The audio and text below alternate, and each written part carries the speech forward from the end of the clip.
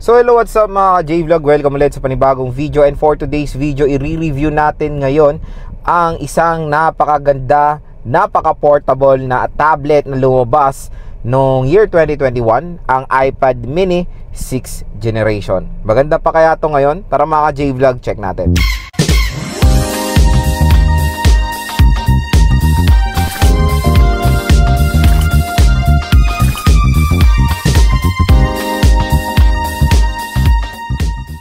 So ayan na mga J-Vlog, shoutout sa mga nakanood ng aking game test, unboxing and pagbili ng iPad mini sa Green Hills ngayong 2024. So yun, naisipan ko siyang i-review ngayon dahil nga nakapag-purchase na tayo at nagamit ko na siya ng ilang buwan. At i-share ko sa inyo yung experience ko sa pagbili ng iPad mini 6th generation sa Green Hills.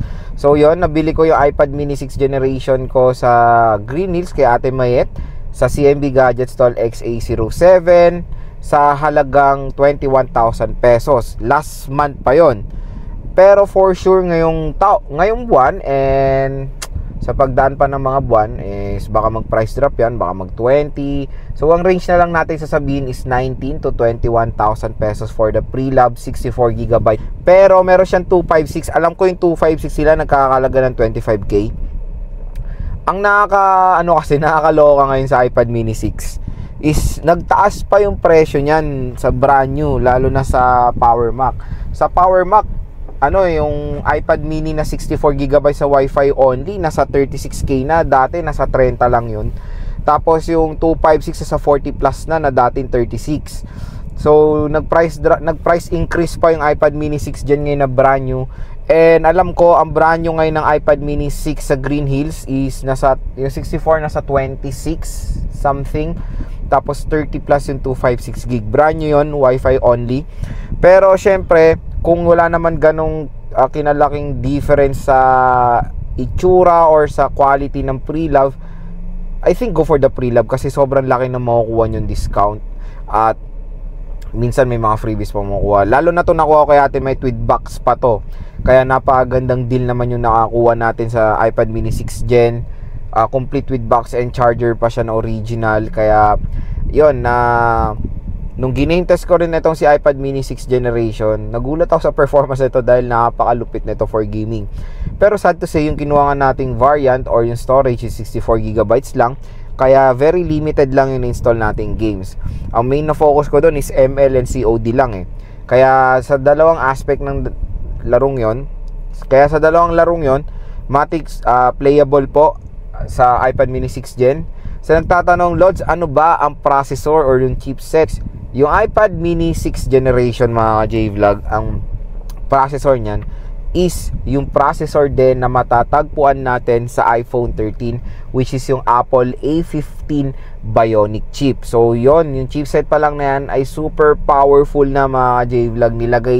Nilagay pa yan sa very portable na tablet. Kaya asahan nyo, when it comes sa gaming, solid pa rin ang iPad mini 6th generation dahil yung utak niyan is natatagpuan sa iPhone 13, iPhone 13 Pro, and iPhone 13 Pro Max. Biruin nyo yun. Ang maganda pa rin sa iPad mini 6th gen, complete redesign na siya compare sa kanyang predecessor. Yung predecessor niya kasi yung iPad mini 5, meron din ako nun eh. Yung meron pa yung home button, yung malaking mga bezel. Dito sa iPad mini 6, 7.9 inches ata alam ko yung screen size ng iPad mini 5. So sa iPad mini 6 gen is sa iPad mini 6 gen is 8.3 inches na. So mas maganda na siya, full screen display, liquid retina IPS LCD display lang siya, quick reminder lang. So hindi po siya OLED pero yung resolution niya na mataas kaya very sharp pa rin naman yung mga papakita niyang display. At ang maganda doon, laminated na yung kanyang display. Kung mapapansin nyo, meron kasing tinatawag sa mga budget iPad na laminated display si Apple when it comes sa mga tablet nila. Pansinin nyo yung budget iPad, pag pinokus nyo yung LCD nun or yung display, meron siyang hollow sa loob na pag tinap nyo, parang may space. Pero pag laminated display, wala na siyang space, kaya pag tinap nyo, talagang maano nyo yung feel yung pagkatap ng glass. So yun, syempre mas maganda laminated display para mas mas precise yung pagsulat nyo sa tablet. Kaya, yon, gustong-gusto ko yung laminated display talaga. Kumbaga, itong iPad mini 6th Gen, ito yung yung maliit na version ng iPad Air eh. Sobrang nagkamukha sila ng design ng iPad Air. Even yung budget iPad, magkakamukha na sila ng design. And meron pa nga rumors ngayong 2024, lalabas na po ang iPad mini 7th generation. So, yon, rumors pa rin yan, pero feeling ko magkakaroon na talaga kasi ang tagal na since lumabas yung iPad mini 6th Gen 2021. So, after 3 years, baka maglabas na sila ng bagong iPad mini na hopefully M1 now or M2, di ba? Para mas upgraded talaga yung chipset. Kasi ito na lang ata yung budget iPad ang walang mga M1 chips when it comes sa tablet version ng Apple. Gaming, productivity, maganda pong iPad mini 6th Gen. Pwede rin siyang lagyan ng Apple Pencil na 2nd generation ha. When it comes sa battery, walang sinabing exact milliamp hour capacity si Apple dyan. Pero sa mga bibili ng iPad sa Green Hills, wala po talagang battery health ang mga iPads. Ang reason nila dyan is malaki kasi mga battery capacity niyan, kaya hindi nilalagyan ni Apple yan ng battery health. Pero malakas din ang kutob ko sa mga next future updates, magkakaroon na ng battery health ang mga iPads dahil nagkaroon po ng battery health ang MacBook. So syempre yung MacBook mas malaking mga battery capacity niyan, and Apple Watch may mga battery health na yan. So I think it's time na magkaroon din ng battery health ang iPad. Ang iPad na lang po ang walang battery health sa ecosystem ng Apple. Yun nga, tulad sabi ko, Apple Watch, MacBook, iPhones ay meron na pong mga battery health yan. So yan, tingnan natin yung na-purchase nating iPad mini 6th generation sa GH or sa Green Hills. So ito siya, 64GB. Ito yung color black or space gray ata tawag dito. So ayan siya. Ang maganda naman dito sa na-purchase natin kay Ate Mate, wala namang ganong siya, gas-gas. Diba? Makinis naman siya. Dito lang sa may fingerprint scanner. Ayan. So all good siya. Open natin. Setup na natin to eh. Ayan. Siyempre, yung unang tinignan ko dito is of course yung True Tone. Ayan, may True Tone naman siya. ULCD kung okay naman. Ayan, chinek ko rin. Of course, yung wala namang battery health to. Baka tingnan niya pa yung battery health. Of course, yung camera niya. Yan din ang titingnan nyo. So, malinaw naman ang camera ng iPad mini 6th generation rather. And yun, naka-iOS 17.3 na itong tablet na to nung na-purchase natin kay Ate Mayet. And 64GB lang siya. Ang gagawin ko lang naman dito sa tablet na to is for taking notes. So, yan. Meron tayong Apple Pencil 2. So, kung bibili kayo ng iPad mini doon kay Ate Met, meron din naman siyang in-offer na mga pre-love na Apple Pencil. So, pwede nyo naman siyang tanungin about dyan. Meron din mga brand new. So, 2nd generation of Apple Pencil na po ang pwede dito. Maganda naman dito is magnetic na. So, para siyang iPad Air mini, no? So, para, kamukha niya kasi yung iPad Air. Ayan. Oh, di ba? Yung Good Notes mga ka-J-Vlog may bayad to. Meron naman ding notepad si Apple mismo pino-provide. Pero yun ang maganda nga. Ito rin kasi habol ko dito is of course Type-C na siya. Kasi galing ako sa 5th generation na Lightning port.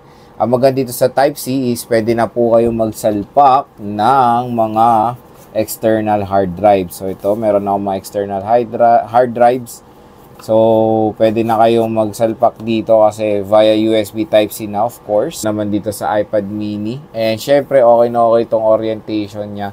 Nakapaglaro na rin ako dito. Tatry rin natin ito sa ML ngayon. So, try natin. Nakapaglaro na ako dito ng ML. Ang ganda, smooth siya mga J-Vlog. Papakita ko rin sa inyo yan. And gagawa naman din ako ng separate video about sa game test nitong si iPad mini 6th generation.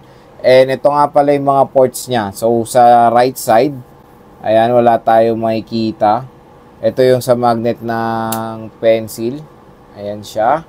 Sa taas naman pala is meron tayong power button / fingerprint scanner. So yung Touch ID nalipat na dito since ito po yung first ever na iPad mini na full screen. Nandito na yung fingerprint scanner parang sa iPad Air. So, meron tayong dalawang speakers dito. And of course, volume rocker. Sa left side wala tayong makikita. Sa baba naman, additional 2 speakers. So, quad speakers. Itong si iPad mini 6th generation. And of course, a Type-C port. Okay, so try natin mag-ML. Dito na tayo sa may practice mode muna. So, ayan. Nakaano tayo dito, mataas sa settings. So, refresh rate high, graphics ultra. Nako ng outline at shadow. So, yun. Gamit ko rin is Wi-Fi. Syempre, dito sa training naka-stable yung internet connection na yan. Pero sa Wi-Fi, nasa 5 ms. Ang gamit ko is Converge. Okay naman siya. Malakas din, mabilis, smooth. So, kung maglalaro kayo ng ML, tingnan nyo na may aspect ratio niya. Diba? Ang ganda. So, abot nyo naman lahat ng buttons. Hindi ako nalalakihan sa bezel niya mga J-Vlog. Okay pa sa akin yung ganitong kalaking bezel sa iPad mini. Ayan o. So, ang ganda. Smooth naman siya mga J-Vlog. No problem. Lalo na nung ako dito, COD rin. Ganda rin siya. So, ayan mga J-Vlog. Super duper playable ang Mobile Legends dito sa iPad mini 6th generation. So, maganda siya i-recommend dahil alam niyo naman ang chipset nito is the Apple A15 Bionic chip. Isang napakalakas na chipset yan at panigurado itong iPad mini 6th generation ay sobrang tatagal pa to sa ecosystem ng Apple when it comes sa iOS update. Kaya maganda pa siyang i-recommend sa mga consumers out there dyan. Lalo na ngayong 2024, nagmahal pa or nag-price increase pa ang brand new na iPad mini 6th generation sa mall mga J-Vlog. Kasi hindi ako nagkakamali. Nakita ko to or nagtanong ako, 37,000 pesos yung brand new na 64GB na before nasa 30,000 lang ata ang brand new neto. So grabe yung price jump ng iPad mini 6th gen na brand new kasi in demand siya dito sa Philippines. Minsan wala siyang stock lalo na sa mga mall din and of course sa GH. Sa GH meron din naman kayo mahanap na brand new neto. Syempre mas mura. I think nasa 31 or 30, I think nasa 30k ata yung brand new neto sa GH. Hindi ako nagkakamali. Pero yon, ganun lang naman yung range niyan. At napagandang pang ML nitong iPad mini 6th generation. So when it comes sa camera niya, meron siyang single rear camera and a flash. Parang resemblance niya dito is yung iPhone XR na camera setup. Ganito rin yung camera setup ng iPad Pro 3rd gen ko. Kasi ngayon, di ba, mga dual camera na siya. So, yan, very basic lang naman.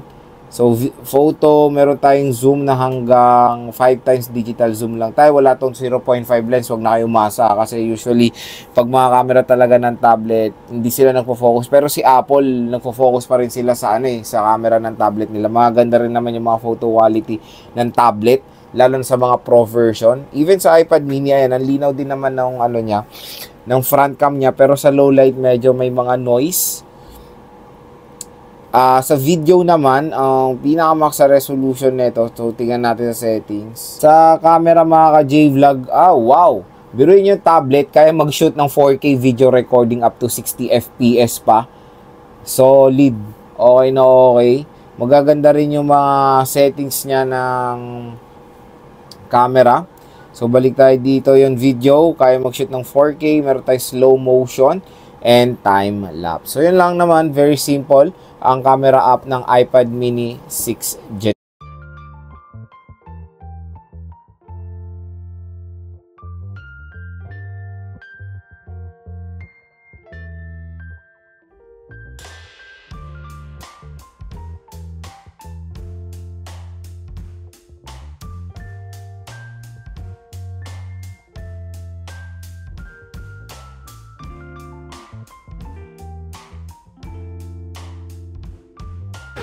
So video sample front-facing camera of the iPad mini 6th generation. So when it comes sa rear, okay lang din, parang standard lang. Yun nga tulad na sinabi ko naman sa video na bihira lang naman gumagamit ng rear or front ng rear camera while taking photos sa mga iPads, di ba? Pero marami pa rin gumagamit. Ang maganda doon is maganda naman ang quality ng both rear at front nitong iPad mini 6th gen. So video sample, rear camera of the iPad mini 6th generation. So yun yung kanyang quality. Bukas yung ano.